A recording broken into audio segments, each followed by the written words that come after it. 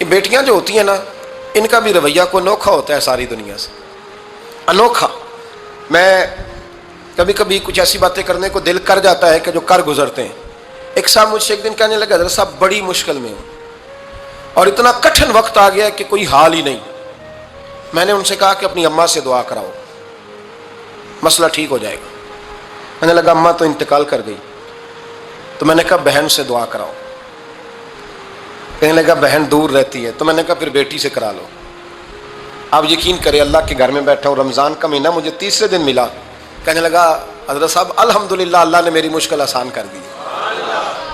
کہنے لگا یہ نسخہ آپ نے بڑا عجیب بتایا، پیر تو اس قسم کی باتیں نہیں نہ بتاتے، پیروں نے تو آپ کو پتا ہے دعائیں قید کر کے رکھی، صرف ہماری قبول ہونی ہے۔ کہنے لگے ہم ان کا میرے ساتھ ارادت کا رشتہ ہے۔ کہنے لگے آپ کس طرح کے پیر ہیں کہ آپ نے مجھے پلٹ کے کہہ دیا کہ اماں سے، بہن سے، بیٹی سے؟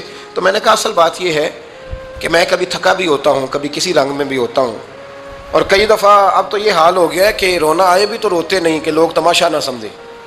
کئی دفعہ آنسو چھپانے بھی پڑتے ہیں کہ لوگ اس کو اداکاری اور فنکاری ہی نہ سمجھنے لگ جائیں۔